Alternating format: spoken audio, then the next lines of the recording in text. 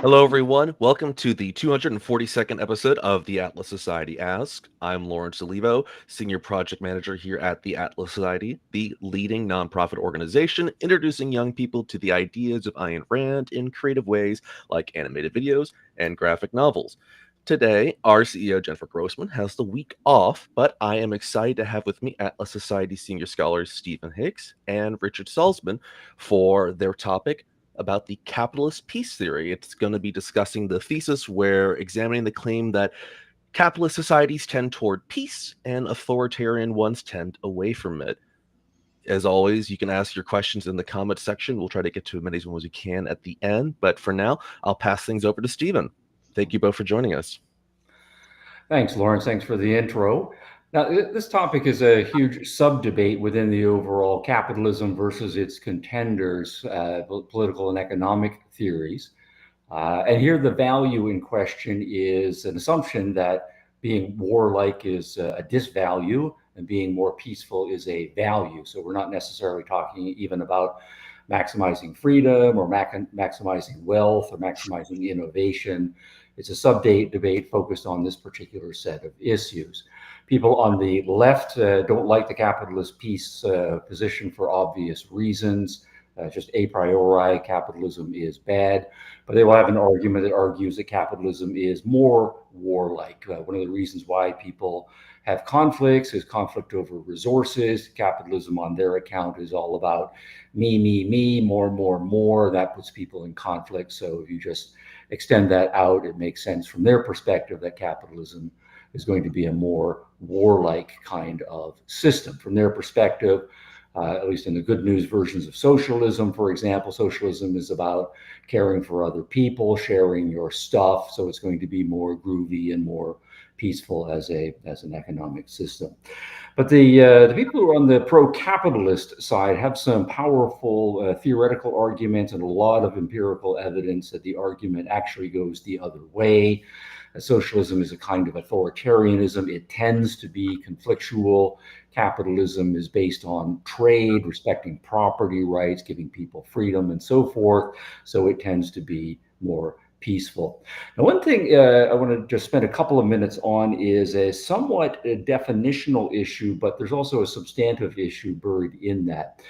Sometimes the capitalist peace thesis is seen as a synonym of a democratic peace system. The idea here being that they're both talking about the same sort of thing. Some people prefer to call it capitalism, other people call it democracy more broadly. And then again, the claim there would be that it's the democratic or capitalist systems that are more peaceful than their contenders. My view is that those are naming two distinct theses within a broader liberal space. And one of the sub debates tends to emphasize the capitalistic elements, that it's if you have a free society, that is to say, a society that's based on individuals being able to make their own choices on economic matters, become entrepreneurs, trade with whomever they want, secure property rights, and you go through all of the institutions of capitalism, but conceiving of capitalism a little more narrowly as focusing on a set of economic principles and focused on the economic portions of social interactions, that it is primarily the capitalistic elements in modern democratic liberal capitalist societies that get the lion's share of the credit for the peacefulness here.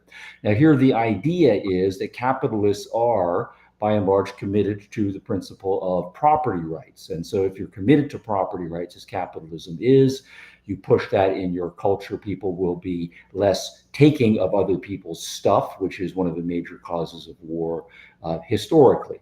Capitalists are more willing to say, I need to be self-responsible and make my own way in the world. So the capitalist ethic militates against the idea that I should be out just trying to take other people's stuff. Capitalism has a built-in tolerance. If you and I are trying to form a deal and we can't agree, then we're just going to go our separate ways. We expect that there's going to be lots of competitors, and my product is not for everyone.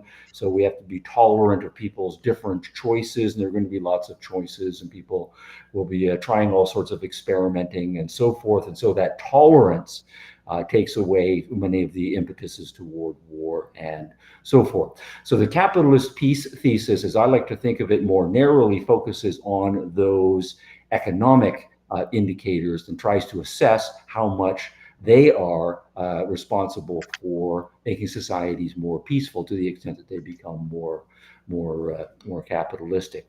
Now, the closely related, but I think distinct thesis is the democratic peace thesis.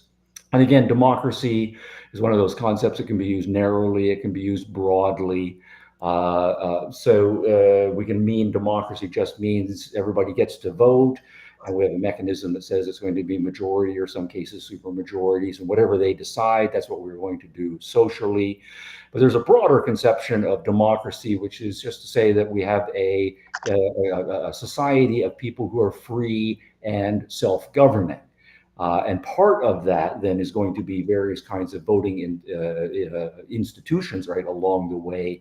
But democracy means something more broad. It means a certain kind of assignment of sovereignty across the entire population, or the entire adult population, however it may be. And the expectation there is that the people have the power. It's not a small number of people who have power over other people.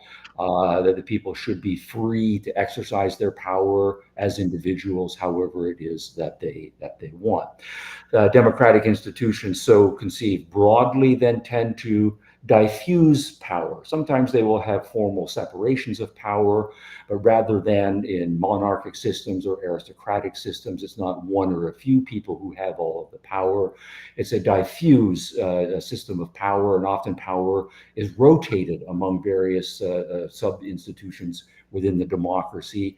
And then the claim here is that it's this political set of organizational institutions which may or may not work very closely with capitalistic economic institutions, but it's more these political institutions that get the lion's share of the credit for making modern societies that adopt them more peaceful. So the argument here, for example, is say wars traditionally require getting people to go to war, and that means conscripting people.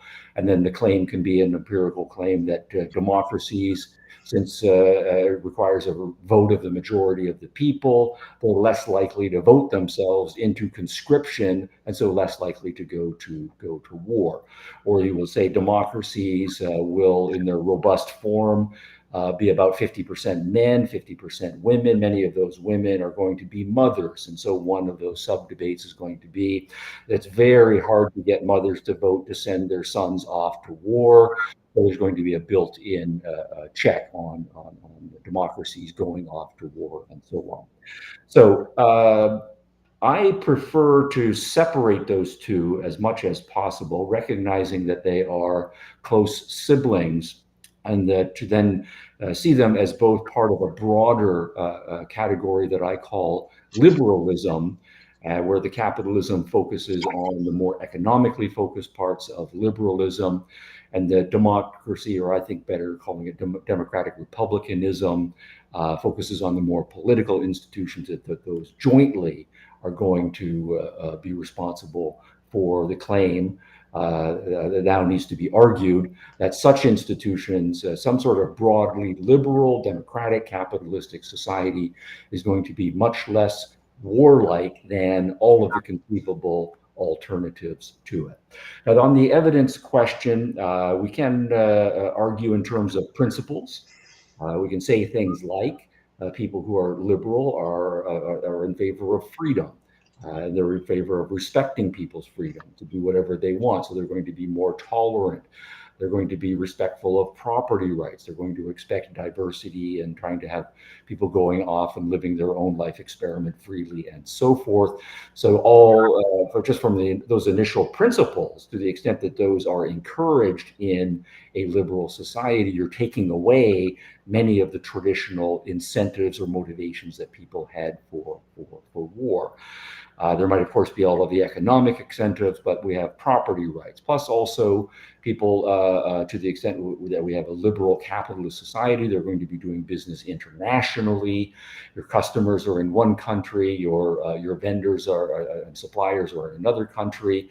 They're bringing you millions or billions of dollars of business. You don't want to go to war with those countries because billions of dollars or millions of dollars are at stake for your business. And so, again, from general principles, we can make that kind of argument. We can make the argument that, by contrast, obviously, standard dictatorships are all about power and force and compelling people to do what those in power want. So they're not going to have any problem with extending that ethos to international relations and just using power to get what they want. Socialist regimes are requiring that everybody be on the same page and following the government, and they tend to centralize authority much more robustly than capitalist societies or liberal societies do. And once you have concentrated power in the hands of a few people, then if they decide to go to war, and the whole ethos of socialism is that everybody is supposed to be on the same page, and you've decided under socialism, government being an institution of compulsion, that you don't have a problem with using compulsion to get what you want, then that sets those regimes up for being much more likely to go to war to get what they want and resolve their differences. Now, in addition to those arguments from principle, and those can be worked out very interestingly, much more detail. There's a significant amount of historical evidence. If we think, for example, of the long sweep of human history, much of it is just war, tribes constantly fighting against each other, empires, feudal empires trying to expand their territory for the glory of the king or for the glory of the Caesar or the glory of the Pharaoh or whomever. And so there's a built-in power glory motivation that seems to be dominant within feudalism, and then the idea that you can use vast majorities of the population for the glory of the king. And so war, conquering the neighboring king and taking his stuff, is how you make your kingdom more glorious. So if we think it's not until the modern world, for example, when in the 1700s, perhaps the late 1600s in England, some Western societies started to become more capitalist, more liberal, more democratic. They started to become less and less warlike. So, for example, if you think of just, take England and France, for example, England and France, the history before both of them became, by and large, democratic capitalist kinds of nations is just war. England and France, after the Napoleonic Wars, a little bit later for France, were substantially more free market, substantially more democratic, more Republican, and so forth. And for over 200 years, England and France have never fought a war against each other. So you can take other pairs of nations that traditionally have had war. They became more democratic / capitalist / liberal, stopped fighting wars against each other. When we get on into the 20th century, for example, what we then see is, in the modern world, a rise of various kinds of socialistic regimes: national socialism, international socialism, communism, fascism, all of those various brands, much more collectivistic, much more socialistic in their economic policy, much more concentrating power in the state for the glory of the state, for the glory of the people, for the glory of the working classes, or whatever. And then suddenly we are into a huge era of war, World War II, Cold War, all of the proxy wars around the world, and so forth. So again, it is then the non-capitalist nations that are causing the wars. I want to make a plug just for the last few minutes here for saying that all of these arguments from political principle, from economic principle, and the historical evidence are important. I think they do come down ultimately on the side of the capitalist peace thesis or the democratic peace thesis. But I want to say that those are never going to be enough, just because underlying all of those economic and political issues are very deep philosophical issues. And my remaining evidence is going to be some serious philosophical people for whom they will agree that capitalism does tend to peace, but they are still not in favor of capitalism, or they will agree that liberalism, democracy, and so forth tend toward peace, but they are still opposed to capitalism. So that then is to say, touting a political value like peacefulness or an economic value like being richer is not enough for them. There are more fundamental, from their perspective, philosophical issues at stake. So here, for example, I want to give a quotation from Friedrich Engels. And Engels is, of course, most famous for being co-author with Karl Marx of Communist Manifesto. And here I've got a piece from, or just a quotation rather, from Friedrich Engels when both he and Marx were younger men. They were just starting their working together, working toward the Communist Manifesto and other works and so forth. And here is Friedrich Engels in 1844, 4 years before Communist Manifesto, arguing that capitalism, free markets, and so forth do in fact bring peace. That is not the case that capitalism causes war, but he is still opposed to it. So let's read the quotation together.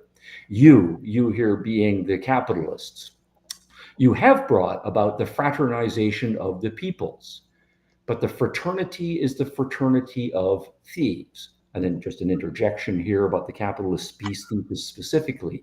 You, again, the capitalists, you have reduced the number of wars. So the capitalist peace thesis is true. But to earn all the bigger profits in peace, so I'm again interjecting here. So the capitalists have in fact reduced the number of wars, but they're just making more money. And that's a bad thing from Engels's perspective. To intensify to the utmost the enmity between individuals, the ignominious war of competition. When have you done anything out of pure humanity? From consciousness of the futility of the opposition between the general and the individual interest? When have you been moral without being interested, without harboring at the back of your mind immoral, egoistical motives? So we can have this argument about whether capitalist peace thesis is true or not, and many people will want to argue that it isn't. But even if you get those people to agree that capitalism is in fact the peaceful regime, politically, economically, they're going to say we are still opposed to capitalism and we want to abolish it because it's based on the wrong ethics. And ethics is more important than capitalist peace, capitalist prosperity, and so forth.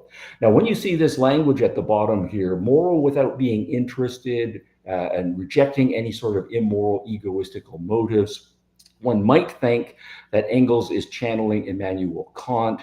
And I think that's the right move to make. Kant was everywhere in moral philosophy, particularly in German moral philosophy, by the time we get to the 1800s. So, for example, I want to go then back to Kant, who had died in 1804, from some essays he wrote in the decade before he died. But notice what he's doing in this essay. This is a piece called Perpetual Peace, that he's agreeing with the capitalist peace thesis. The capitalism or the commercial peace thesis is true. So the quote is, the spirit of commerce, which is incompatible with war. So if you want war, you're not going to have a commercial society. If you have a commercial society, you're not going to get a lot of war. And he's arguing that the spirit of commerce has become more predominant in the modern world, and he expects that to continue. The spirit of commerce, which is incompatible with war, sooner or later gains the upper hand in every state. And then Kant then goes on to argue that this is a bad thing. And he has a couple of arguments here. One is that, again, it's the wrong motivations. The spirit of commerce is based on profit. It's based on self-interest. It is not based on people being selfless, on doing their duty, on being obedient to a higher cause. And Kant wants to argue that first we have to get the right morality in place and then build the proper kind of society. And that's not going to be a commercial society of egoists, even if they are peaceful. And then as a part-site sidebar here, Kant also had kind of a significant, not a super significant, but a strong dose of anti-Semitism or anti-Jewishness about him. And he saw the Jews as capitalists par excellence. And so there's various lines where you can see him saying things that, the Jews are capitalists, they're commercial, they're not proper moral individuals. They're not really properly part of German society. So they're immoral and vile because they're a nation of capitalist swindlers, basically speaking. So the point here is that you will find many people who are opposed to capitalism will grant that it increases wealth, it increases peace, but they are still opposed to it. They want to have more deep philosophical revolution as well. And it is, by contrast, in the 1800s, a slightly younger contemporary of Friedrich Engels, John Stuart Mill, who is, broadly speaking, a liberal in his political philosophy, in his moral philosophy. True, there are problems with Mill's philosophy, but nonetheless, he is, generally speaking, committed to the liberal cause. So free speech, widespread tolerance, equal rights for women, abolishing slavery, free market institutions, property rights, and so forth. It's all a bundle here, and Mill is on board with the capitalist peace thesis as a positive thing. So what you find is people following Kant, like Hegel, Fichte, and others who want to have a more militaristic society, not necessarily in a left-wing direction, and other people following Kant, like Engels and Marx, who want to have a non-capitalistic society in a more left-wing direction. Both of them are rejecting capitalism, not because they think it is too warlike. They think it's because it's peaceful, but it's based on the wrong philosophy, and they want to reject it. That philosophical case is absolutely important. So just as a final bibliographic note, this reference to Rand's piece on the roots of war, where she recognizes both the democratic piece, the capitalist piece, the more broad liberal peace thesis as economic and political arguments, but makes the case that we really need to take up and win the philosophical battle as well. Okay, I'm going to pause there. Okay, thank you so much for that, Stephen. Richard, we'll pass it over to you. Great. Can you see this slide? We can now. Yes. Great. Stephen, thank you. I love that. And a fabulous foundation. I like the move to the philosophical roots of this. One of the great things about the Ayn Rand piece in 1966 was when she said, I'm going to discuss the roots of war. This is 1966. This is in the middle of the Cold War, in the middle of concerns about, 4 years earlier, the Cuban Missile Crisis. So I think the opening line of that essay was, people are very worried about nuclear exchange. Yet do they actually look at the essence of the kind of governments that might engage in this? If you told her then that fast forward in 1991, the Soviet Union wouldn't exist anymore, I'm not sure she would have believed it. However, at that time, the Cold War meant mutually assured destruction. Talk about sacrifice. The foreign policy establishment's view was the Soviet Union and America should not actually put up defensive shields. They should expose and jeopardize their populations to nuclear obliteration to get a, quote, balance of power to preserve the peace. Incredible. Really crazy. But what was her theme in that essay? I'm going to go through, I have a few slides here, but I'm going to go through this sequence. The sequence is very interesting because Professor Hicks is absolutely right. There is a long history, and it includes people like Mill and others. I guess you could even go back to ancient Greece. People trying to theorize about what causes war, what preserves peace, what kind of societies. And one way of thinking about this is, it's kind of binary. That's not popular today, but martial and commercial. Martial and commercial. The martial spirit, so to speak. Warlike, warriors, heroes. Why? Because they're martial. Why? Because they're warrior, because they go to war. And usually, historically, tell me if I'm wrong, Stephen, that's been seen as moral because sacrificial. I'm going to war. I'm going to sacrifice. Even to this day, American soldiers are said to be moral because they sacrificed. They gave the highest price, their lives, to, not that they loved liberty, versus the commercial. So that is a theme that runs through at least 2,500 years of analysis of this kind of topic, namely the martial spirit versus the commercial spirit. The martial spirit seen as warrior-like but altruistic and self-sacrificing, and that's considered angelic in the altruist view. And the commercial spirit is, I want to trade, I want to make money, I want to profit. I really do not want war because that really destroys things. But as Professor Hicks put it, people are uncomfortable with this because it sounds self-interested. It is self-interested. The profit motive is the commercial manifestation of rational self-interest. So, but I want to say something positive right up front. I think, and I think Professor Hicks agrees with me.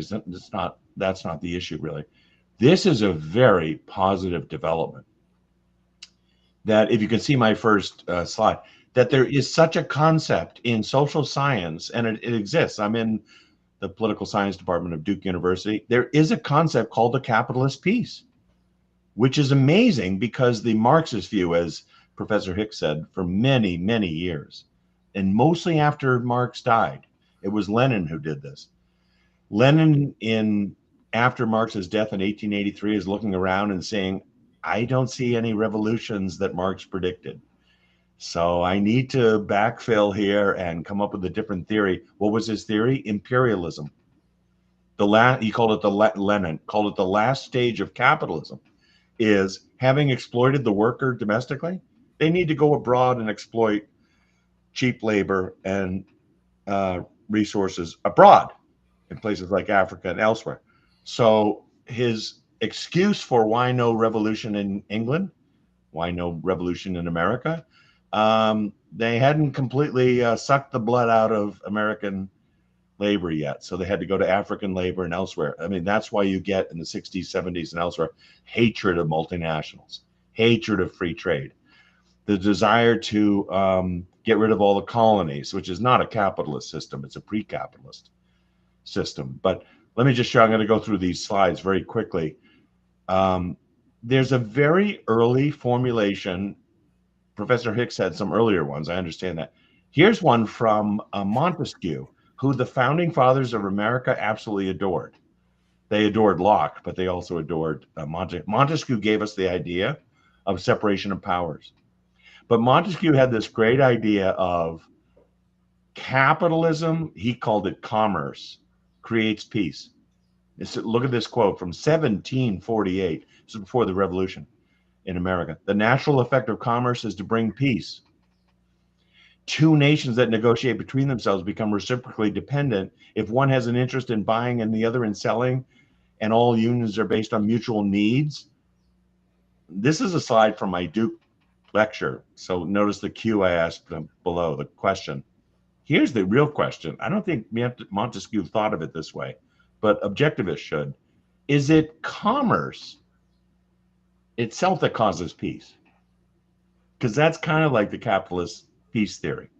Or is it first that government, this was very common in the 1700s, is rational, is enlightened, has the rule of law?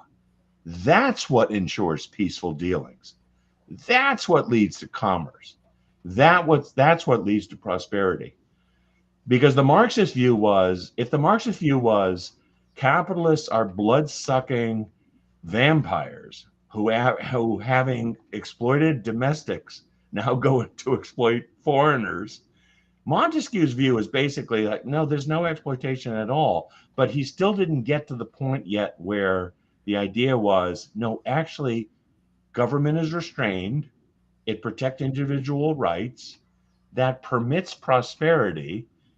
Then people trade, and there's peace. So just think of that. Just think of that for a minute as to the causal chain we're thinking about. Now, the reason I wanted to bring up, Professor Hicks mentioned this as he actually should. He should have. This is a much more important essay than the whole capitalist peace movement. recognizes. Because in 1966, this is right in the middle of the Cold War, in her book called Capitalism, the Unknown Ideal, the second essay, not the 16th essay, not the 23rd essay, the second essay is What Causes War? By the way, the first essay is What is Capitalism? I think this is very significant and underappreciated. It's really underappreciated. Ayn Rand is basically saying statism causes war. The tribal premise, I'm not going to quote all this, causes war. As Professor Hicks put it, if you're, as a government, willing to violate the rights of your citizens, why would you even question violating the rights of your neighbors? Of course you would violate the rights of your neighbors. But more than that, if a statist, collectivist, socialist government runs a country, it's going to run it into the ground. It's going to create poverty. And if it cares anything about, oh my God, we're going to be overthrown because there's poverty, they go start stealing stuff from neighbors. Anyway, I wanted to just I'm not going to quote all this, but here's Ayn Rand saying it's statism and the underlying philosophic idea of collectivism, meaning the individual should serve the state, no matter what the state wants to do. And if the state wants to go abroad and loot people, do it.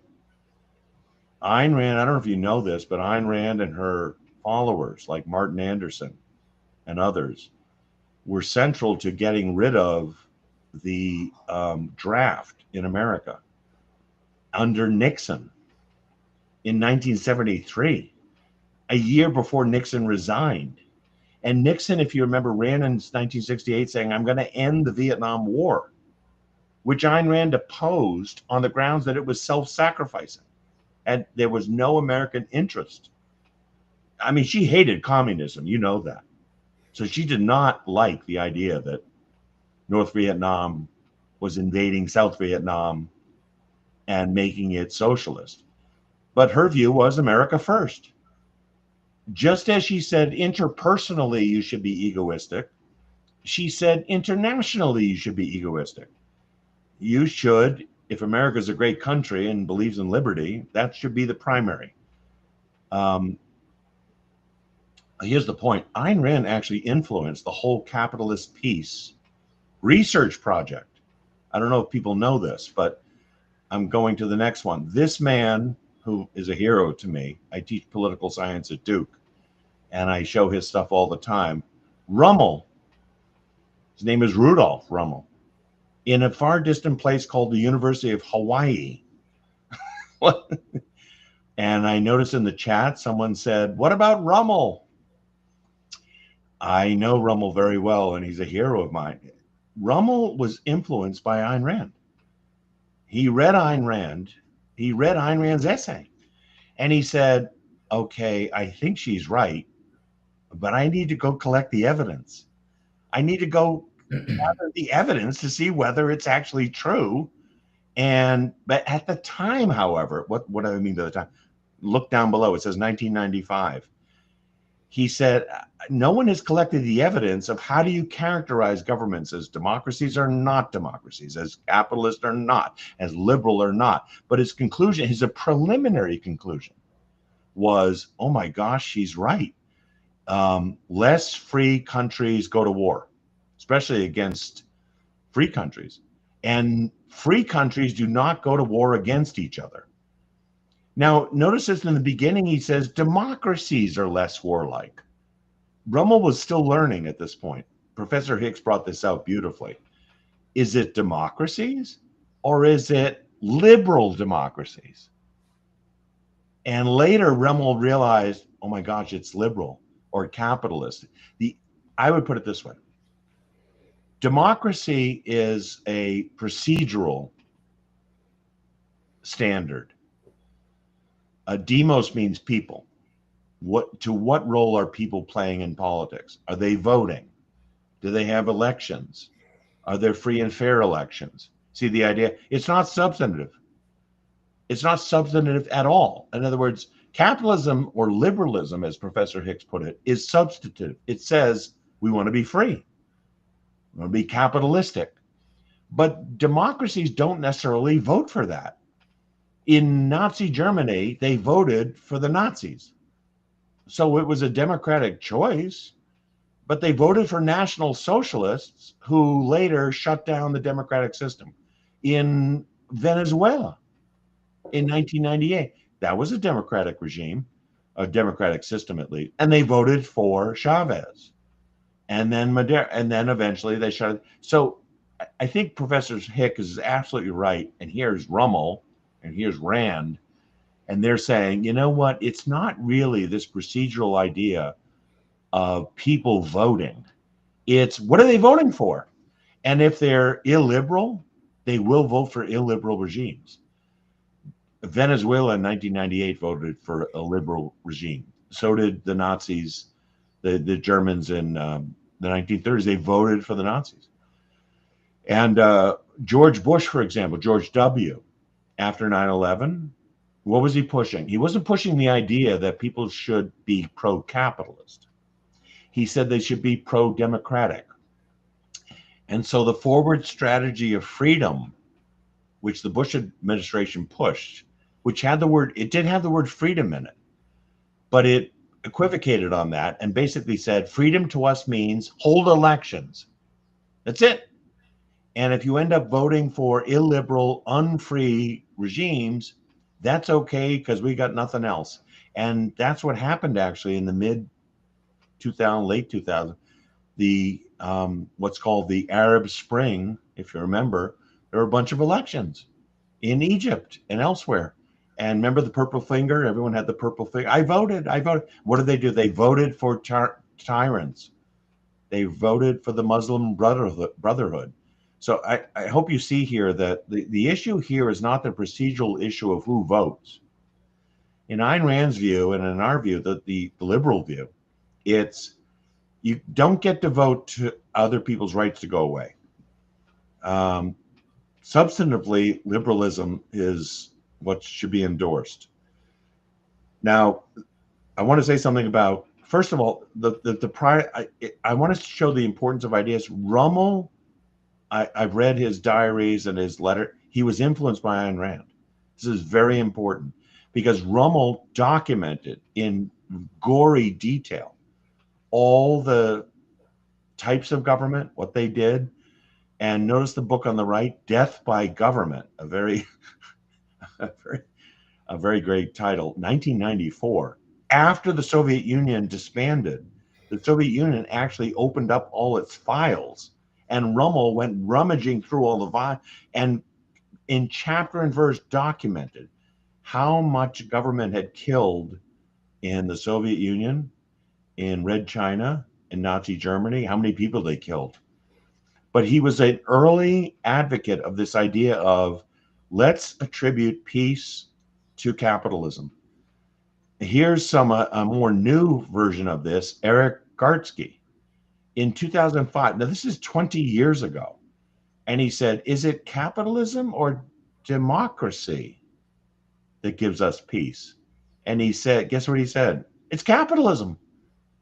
It's liberalism. It's not the procedural voting mechanism because we can get illiberal democracy. Notice the closing paragraph of this essay from 2005 gets to Professor Hicks's view that, you know what the roots of this is? Ethics. And he says, the search for world peace has long been consumed with the need for selflessness, though altruism appears to have achieved little pacific impact. In other words, it doesn't deliver peace. If you know what he's referring to, he's referring to Woodrow Wilson 100 or more years ago saying we should be selfless servants of global peace.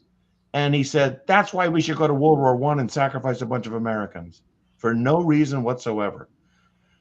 Then he goes on, instead, it's a byproduct of self-interest.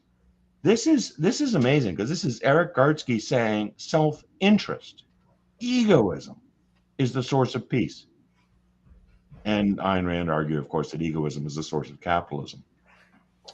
Quote, the flowering of economic freedom what some have derisively labeled as greed. Yes, like Engels and Marx, right, Stephen, has begun to dampen the fires of war that many seem perennial, inherent in product of civilization itself. Amazing.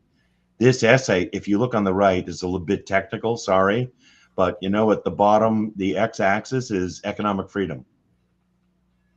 All right, he did a bunch of studies of a bunch of countries, and the vertical axis is how much war.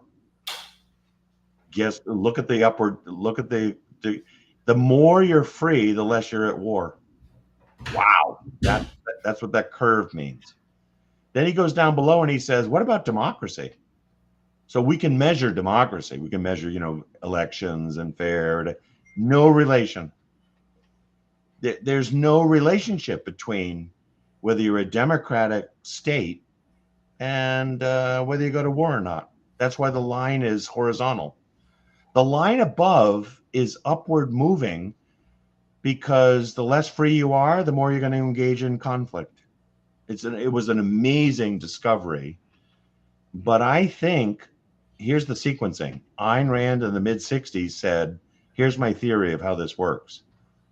Rummel said, we need to start documenting this.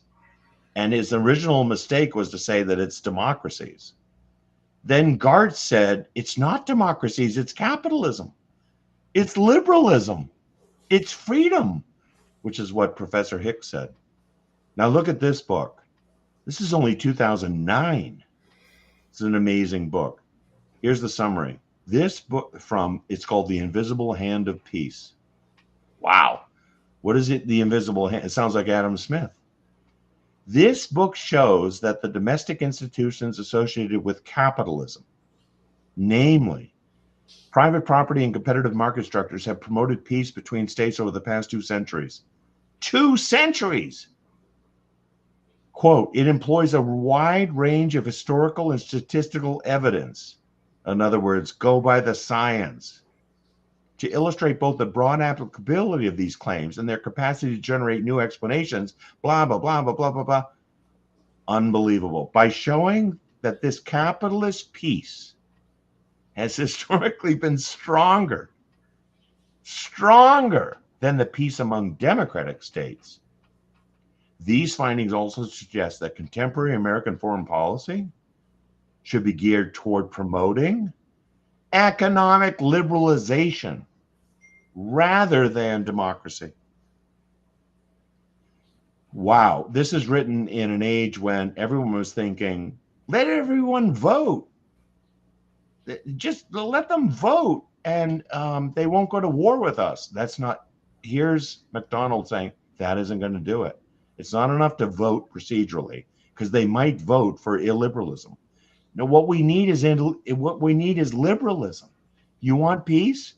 You need liberalism, which he associates with capitalism. All right, I'm going to finish quickly with this.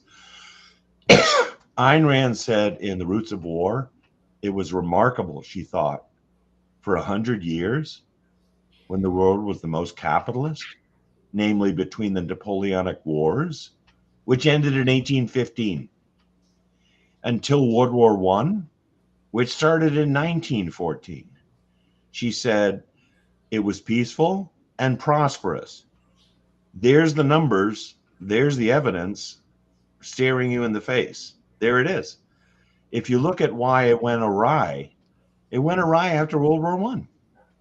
And World War I was not started by capitalist regimes. It was started by Germany, was a monarchy. All right, now look at this one. This is crazy. Death rates from wars. Upward from 1400. That number's wrong. It's not 2000. It's 1700 or so. So you need to change that. Notice the trend downward, though. During the Enlightenment, during the John Locke to the Founding Fathers to just before the 1700 to 1900, in the world, downward, less war, less death, a more peaceful, prosperous commercial world. And now, since then, what? the 20th century was terrible. The first half of it, terrible. After that green little box I've given you, you see up top, look at Second World War, First World War. The death rates are off the charts.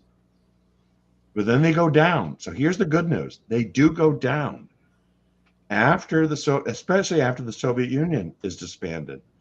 So the good news is death rates from wars generally are going down in the last 60 years. Good news. I think the better news is academics are starting to realize that it's due to capitalism. It's due to liberalism. It's not an accident.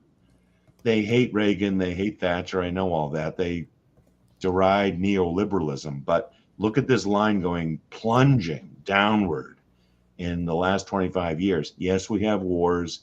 Yes, we have people being killed, but relative to history, it's a more peaceful existence. Now here's Steven Pinker from Harvard. Steven Pinker explains how capitalism is killing war. I love that.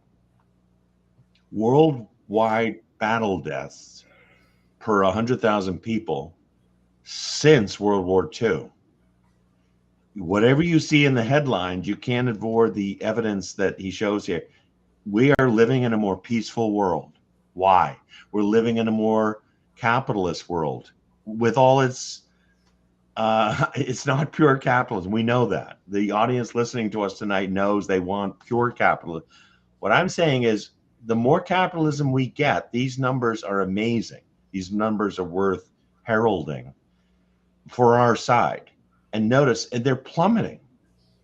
So capitalism, civilization, egoism, profit-making, commerce is a beautiful thing in terms of peace. But that's not the common view. Last slide I'll leave you with. Social scientists love to measure everything, which is kind of good.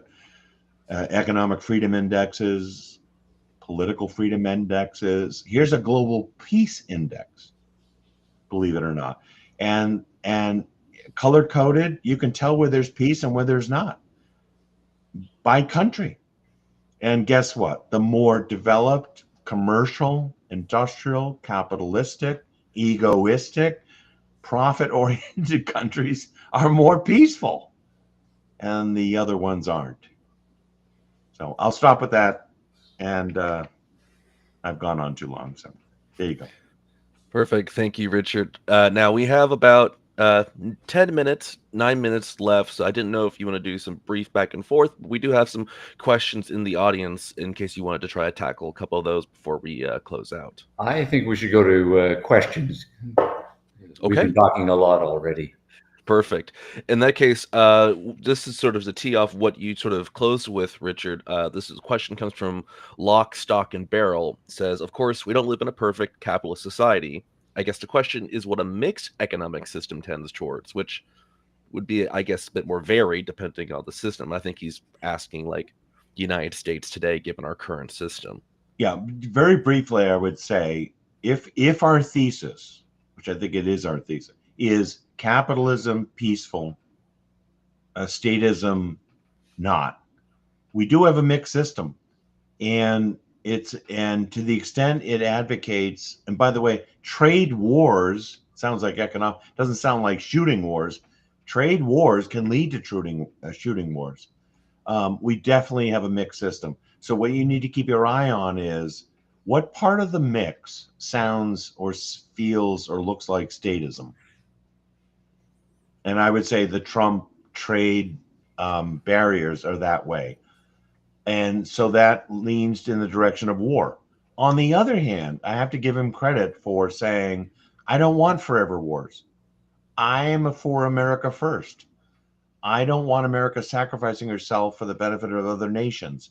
So Trump is a mixed case because I think half his case is America first, self-interest not just personally, which is Ayn Rand's view, right? But internationally. So there is such a thing as an egoistic foreign policy. And I think I endorse it. I like the idea of him saying, I do not want to be sacrificing American lives, treasure, or other things for the benefit of other countries. So withdrawal from NATO or things like that, which are opposed by some on the right wing, to me is more for peace. But the other part about trade, ironically, is more or less for peace. Bastiat years ago said, if goods can't cross borders, troops will. so that's the capitalist peace thesis, the idea of please don't antagonize trading partners. I'll stop there. Okay, Stephen, do you have anything to follow up with that? No, not on that. Okay. I'm going to combine two questions here that I think are closely related. Wyatt 516 is asking, could capitalist peace be an effect of broader geopolitical stability rather than an independent cause of peace? And this ties into another one that was mentioning from Scott. Did large-scale war itself become less common in a nuclear age? So is there data or other factors that might be playing an external role aside from what we discussed so far? Yeah, I think absolutely. This is why I want to say, on my view, the capitalist piece and emphasizing the strictly economic issues of trade, property rights, and so forth is only part of the story. That what has happened in the 20th century, particularly after the end of World War II, is the institutions of capitalism, world trade, and so forth extending, but also lots of other parts of the broader liberal package. Some of them that don't have very much to do directly with economic issues. So, the status of women, pushing for religious toleration. So, the subordination of women is not necessarily an economic issue. Whether women get an education or not, whether they can make their own choices in romantic partners and control their sexual lives and so forth. That is part of a broader liberalization. Same thing with respect to the pushes for religious toleration. And now, religion and economic matters do have some overlap, but religion and worldviews is not primarily an economic matter, but the idea that individuals should be free to conduct their own religion, to not be religious, to change their religion, and so forth, has been part of the broader liberal push. So those, and I think several other things that are part of the big liberal philosophical, cultural approach have contributed as well. Lawrence? Yes. I've seen some of the questions and I'm consolidating some of them. So I want to say something very quickly because I'm seeing a pattern in the questions. When Eisenhower, in his farewell address in early 1961, warned about the military-industrial complex, the idea that munitions makers might be profiting from war and therefore getting the U.S. involved. This is relevant to the capitalist peace argument, right? Because Ike was obviously pro-American, semi-pro-capitalist, and a war guy who helped us win World War II, and yet worried. This comes up a lot today because the neoconservatives are very much for the idea that the U.S. should be involved in foreign affairs. I just wanted to say that it is a weird mix of Marxist theory that capitalism is warlike. Why? Because the munition makers are profit-seeking parasites. The way to answer this or to think about it is true, I think, in today's mixed economy that the Pentagon and munition makers work together. And it might be true that they want perpetual wars in a twisted way of, we don't want to win the wars. We just want them to go on and on and on so we can sell stuff. And Trump is against that. I don't want to get into Trump too much, and he is being opposed on the grounds that he doesn't want forever wars. It doesn't mean Trump is pro-capitalist, but it relates to the capitalist peace argument in the following way. He doesn't actually think that profit-seeking munition makers make us go to war. The Ayn Rand view is if the government violates rights and doesn't give a damn about going to war, then the munition makers will come along, right? They'll start, once the government starts going down that path, the munition makers will lobby government and try to sell all their stuff. But the Marxist view is that the selling of the stuff itself makes politicians go to war. I'm of the Ayn Rand view that, namely, it starts with ideology. It starts with collectivism. It starts with tribalism.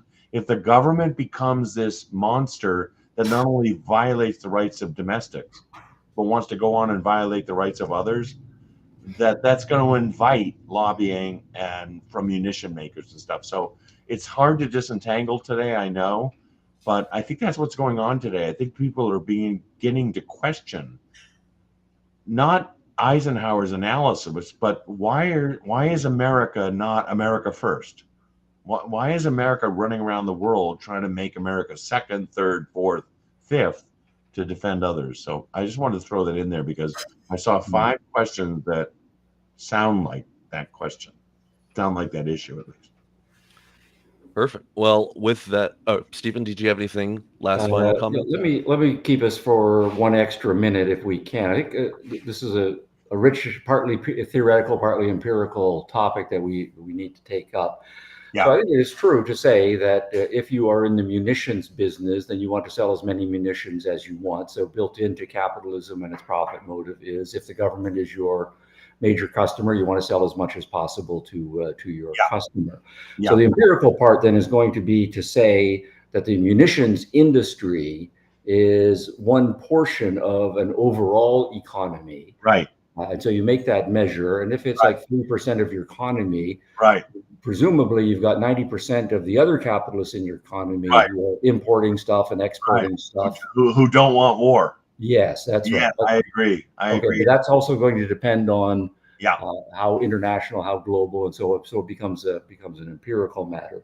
Yeah. I think the theoretical point is that part of what Eisenhower and just the related general point is worried about is a kind of regulatory capture that we do have, munitions makers, and the government is going to be buying munitions from them. Right. But we have to make sure that our political system is making decisions independent of the munition makers. And so you're right. The capitalist peace thesis has to be working with some thesis about the political institutions and how they are conducted independently of those set of economic incentives. So it's going to be the capitalist institutions in a political institution. And as long as that political institution has proper separations of powers, it has a civilian commander in chief, it has all of the other democratic Republican procedures, and those are healthy in a culture that is supporting it, then gung-ho munitions sellers are not going to be a big worry. Agree entirely. Yeah. Good distinction. Thank you, Stephen. Okay. Thank you both for having the time to do this webinar tonight. We are at the top of the hour, so we will close out here. But I want to thank everyone who was asking questions in the comments section. There was a lot to cover, but I think we covered most of what people were asking. But I want to remind everyone, if you have more questions, we do these scholar webinars almost monthly, so always tune back in for that. Or if you wish to travel, why not join the Atlas Society in June? We'll be in Austin, Texas for Gulch 2025, our annual student conference. The link for that is in the comments section. And for those of you who will be joining us next week, our CEO, Jennifer Grossman, will be meeting with author Christopher Cox to discuss his book, Woodrow Wilson, The Light Withdrawn. Once again, Stephen, Richard, thank you both so much for doing this. Have a great rest of your day. Had fun. Thank you, Lauren. Take care, everyone.